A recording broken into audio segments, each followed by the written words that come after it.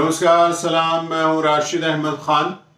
भारत के पहले शिक्षा मंत्री मौलाना अबुल कलाम आजाद की जयंती के उपलक्ष्य में 11 नवंबर को राष्ट्रीय शिक्षा दिवस मनाया जाता है। मौलाना आजाद साल 1947 से 1958 के बीच पंडित जवाहरलाल नेहरू की सरकार के दौरान पहले शिक्षा मंत्री के रूप में देश की सेवा की। वे एक समाज सुधारक, स्वतंत्रता सेनानी, विद्वान और प्रख्यात शिक्षाविद भी थे, जो शिक्षा के माध्यम से राष्ट्र निर्माण के लिए उनका बहुत बड़ा योगदान है। मौलाना आजाद साहब का जन्म 11 नवंबर 1988 में सऊदी अरब के मक्का शहर में हुआ था। उनका पूरा नाम अबुल कलाम गुलाम मुहिउद्दीन, जिन्हें लोग मौलाना अबुल कलाम आजाद के नाम से जानते हैं। उन्होंने साल 1912 में ब्रिटिश नीतियों की मुखालफत के लिए उर्दू में एक साप्ताहिक पत्रिका अल हिलाल शुरू की थी, लेकिन ब्रिटिश सरकार ने अल हिलाल पर बैन लगा दिया, जिसके बाद उन्होंने अल बगाह नाम के एक और साप्ताहिक पत्रिका शुरू की। मौलाना आजाद एक प्रसिद्ध शिक्षाविद, पत्रकार, स्वतंत्रता सेनानी और राजनीतिज्ञ थे। मौलाना अबुल कलाम आजाद ने भारतीय शिक्षा संरचना को बेहतर बनाने में अहम भूमिका अदा की। उन्होंने उस समय भारत के शिक्षा ढांचे में सुधार का एक सपना देखा, उसे पूरा करने में बहुत मेहनत भी की। इतना ही नहीं, उन्होंने नारी शिक्षा की पुरजोर वकालत भी की।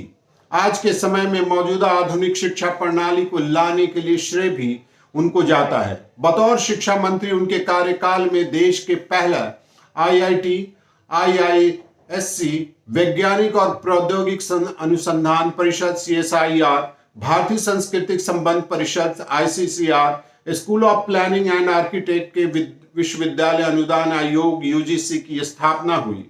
मौलाना अबुल कलाम आजाद ने पूर्वी शिक्षा और साहित्य में अनुसंधान को भी बढ़ावा दिया। उन्होंने ललित कलाओं को विकसित करने और भारत में सामाजिक, धार्मिक और संस्कृति के अंतर संपर्क बनाने के लिए ललित कला, संगीत, नाटक और साहित्य अकादमी की स्थापना भी की। इतना ही नहीं, उन्होंने 14 साल तक के बच्चों के लिए मुफ्त और अनिवार्य प्राथमिक शिक्षा का भी वकालत की। वो कहा करते थे कि स्कूल वो प्रयोगशाला है जो देश के भावी नागरिक को तैयार करती है। इतिहासकारों के अनुसार उन्होंने उच्च शिक्षा और तकनीकी और वैज्ञानिक अनुसंधान और शिक्षा के साथ साथ हाल ही में ज्ञान आधारित उद्योगों के उदय भी की नींव रखी थी।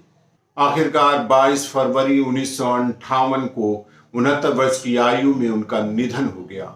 उनका योगदान देश हमेशा याद रखेगा।